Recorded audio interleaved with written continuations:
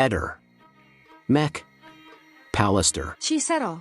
Quando non mi vedrai, quando non ci sarò più, tu cercami.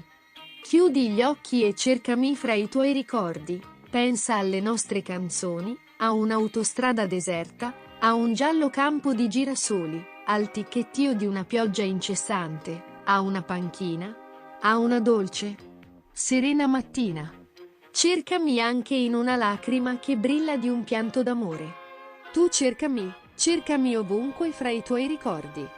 Mi vedrai, sarò al tuo fianco come sempre. Ti sembrerà di toccarmi, di baciarmi, di tenermi ancora stretta al tuo fianco. Cercami, io sarò sempre lì, ferma nei tuoi ricordi, e appena ti vedrò apparire ti bacerò, con quel sorriso che solo a te ho donato. Quando non mi vedrai, quando non ci sarò più, tu cercami nei tuoi ricordi. Io ci sarò. Una lettera di addio che è il preludio a un gesto estremo. La squadra mobile per mesi mi ha bombardato di domande per capire se Liliana avesse lasciato in casa un biglietto di addio. Erano convinti che io l'avessi nascosto, gettato via. Invece, a quanto pare, ad avere in mano quello che cercavano era Sterpin. Si vantava in aula. Io lunedì in aula ho visto un uomo che si è esibito, come si esibisce quando fa i tuffi alle Olimpiadi delle clanfe, come nelle lunghe maratone.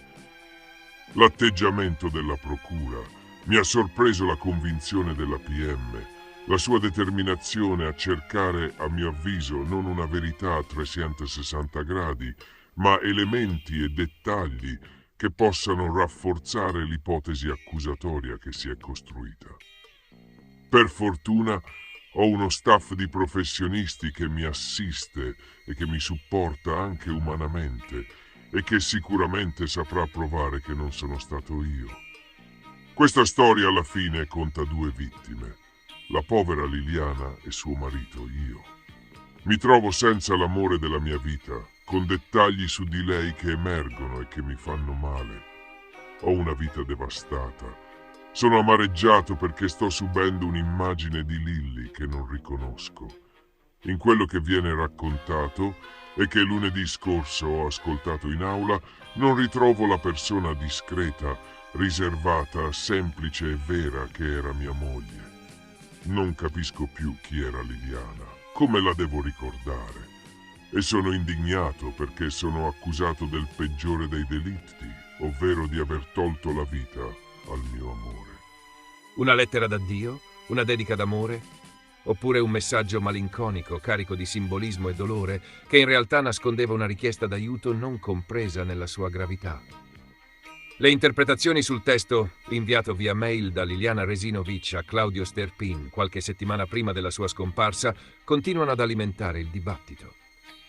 Il contenuto, intimo e poetico, non ha una sola chiave di lettura. È il contesto a determinare, o tentare di determinare se quelle parole fossero la traccia di una sofferenza nascosta o l'ennesima conferma di un legame affettivo profondo tra i due. Nel corso della puntata di Chi l'ha visto, andata in onda mercoledì sera, è stato lo stesso Sterpin a intervenire pubblicamente sulla questione. L'uomo ha rivelato un dettaglio non trascurabile. La firma «Tua Lilly», riportata in calce al testo, non sarebbe stata scritta da Liliana, bensì aggiunta da lui stesso, probabilmente per enfatizzare ulteriormente il significato personale del messaggio. Una specificazione che solleva interrogativi sull'autenticità formale del documento, anche se, come precisa lo stesso Sterpin, la sostanza del testo non cambia. L'avvocata Federica Obizzi, legale di Veronica, la nipote di Liliana, interviene per contestualizzare il contenuto della mail. Quella poesia, spiega, fa parte dei tanti messaggi, canzoni e testi che i due si scambiavano. È la conferma di un rapporto intimo e intenso. Secondo la legale, non sarebbe corretto attribuire a quei versi un valore esclusivo o simbolico legato alla scomparsa. Il testo, infatti, non sarebbe nemmeno opera originale di Liliana, ma tratto da una raccolta di poesie firmata Francesco Versace, pubblicata nel 2014, poi riproposta online nel 2017 da Giulia Torelli. Per l'avvocatessa, il significato di questo scambio epistolare dovrebbe essere valutato in sinergia con gli altri elementi dell'inchiesta, a partire dalla seconda autopsia, che ipotizza un'azione omicidiaria, fino alla mancanza di impronte papillari di Liliana sui sacchi neri in cui è stata ritrovata. Tutti indizi che, nella visione dei legali di parte civile, compongono un quadro ben più complesso di un semplice gesto volontario. Di tutt'altra opinione sono invece i difensori di Sebastiano Visintin, marito di Liliana e attualmente indagato per omicidio volontario. Gli avvocati Paolo e Alice Bevilacqua sottolineano anzitutto la scarsa trasparenza, a loro dire, nella gestione e nella tempistica con cui è stato presentato il testo. Ci sorprende, affermano, che questa lettera, già agli atti, sia riemersa pubblicamente proprio il giorno dopo l'incidente probatorio. Durante l'audizione, riferiscono i legali, Sterpin avrebbe negato di avere altro da aggiungere.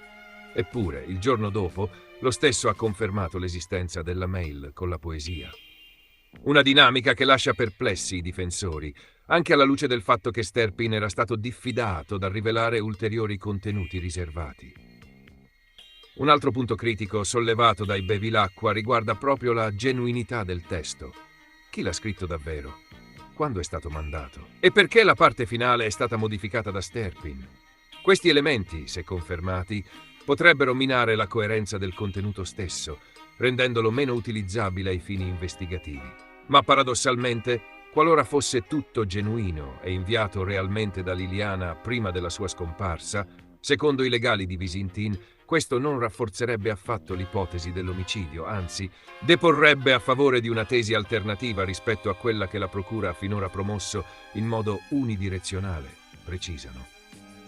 Parallelamente, gli avvocati attendono la decisione della GIP Flavia Mangiante sulla richiesta di incidente probatorio presentata dalla difesa per ottenere nuove analisi genetiche, dattiloscopiche e merceologiche sui reperti. In particolare chiedono che venga approfondita anche l'ultima perizia medico-legale, per verificare ad esempio la natura della frattura vertebrale riscontrata sul corpo di Liliana. Non manca poi un attacco diretto alla strategia della Procura.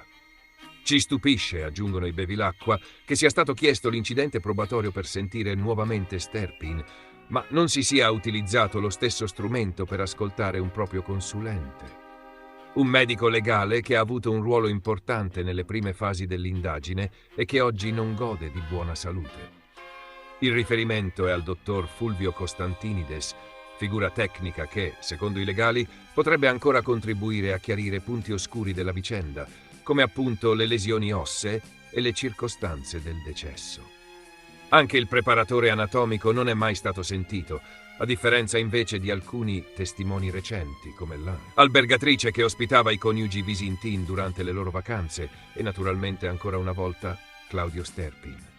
La situazione resta dunque aperta, tesa e complessa. La poesia inviata da Liliana, con la sua dolcezza venata di tristezza, continua a dividere. Per qualcuno è un grido silenzioso, per altri una prova d'amore, per altri ancora un elemento fuorviante. Ma in questo delicatissimo equilibrio tra parola e silenzio, tra memoria e indagine, ogni virgola potrebbe fare la differenza, e quella differenza potrebbe valere molto più della poesia stessa.